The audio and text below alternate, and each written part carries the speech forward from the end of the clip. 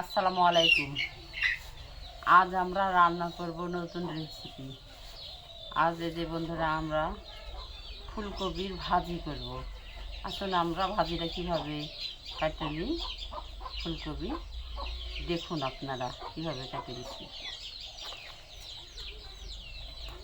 আমরা এই যে এইভাবে ফুলগুলো সব আগে কাটিয়ে রেখে দিব।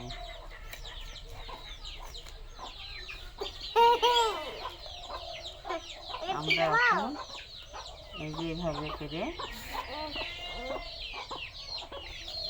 ভাজি দিলে ছোট ছোট করে কেটে নিব।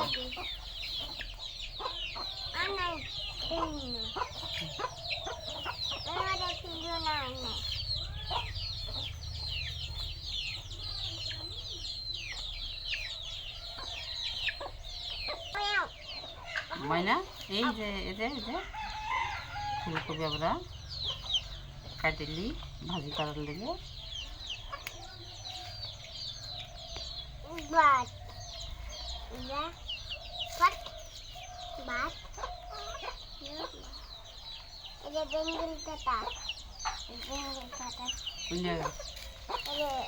না, এটা ফুলকপি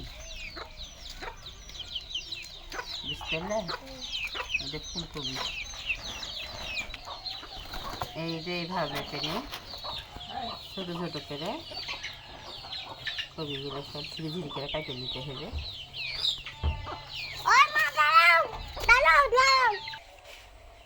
এই যে বন্ধুরা এইভাবে কাটে নিতে হবে ফুলকপিটা। এখন আমরা চলেন সরাসরি আপনাদের রান্না দেখাবো কিভাবে ফুলকপিটা ভাজি করতে হয়। আসুন আমাদের সঙ্গে থাকুন একটু পর্যন্ত।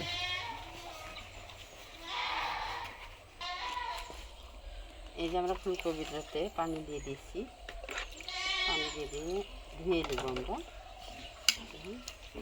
আর পানি দিন, এখন আমরা চুলাটা ধরে নেবো। আর এই যে এখানে আদা রসুন জিরে বাটা আছে, কাঁচামরিচ কাটেলা আছে, লবণ পরিমাণ মতো, 2-3টা তেজপাতা, পেঁয়াজ আর হলুদের গুঁড়া।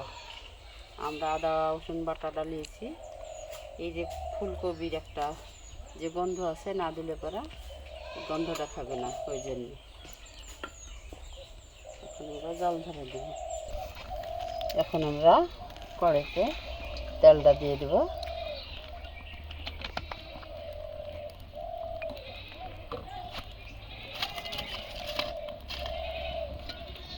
এই যে ফুলকপিটা এখন আমরা দিয়ে দেবো কড়াইতে।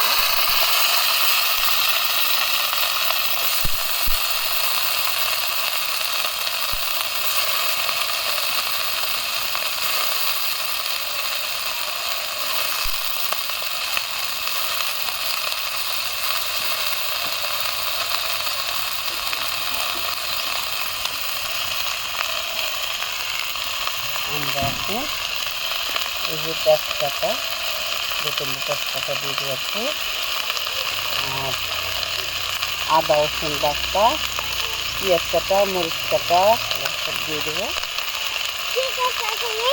ভাজি করছি গো, ফুলকপির ভাজি করছি। লবণ পরিমাণ মতো, হলুদের গুঁড়ো দিয়ে দিন।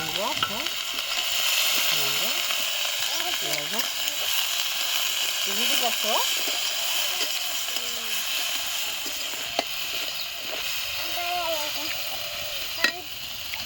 তুমি কোন দিক পালাইছো?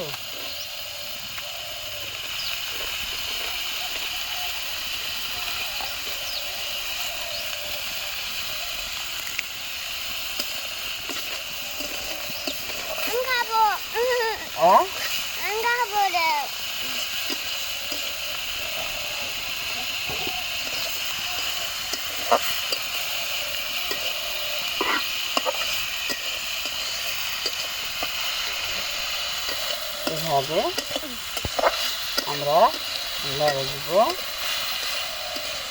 লড়তে থাকতে হবে যাতে না লেগে যায়। লাগতে থাকবো। জালটা আস্তে আস্তে দিতে থেকে আর লাগতে থাকতে হবে।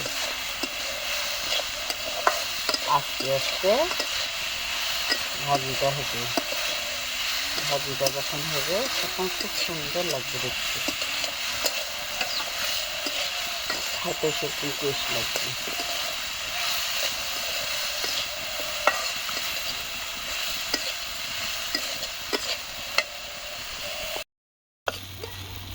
এই যে হয়ে গেল আমার ফুলকপির ভাজি।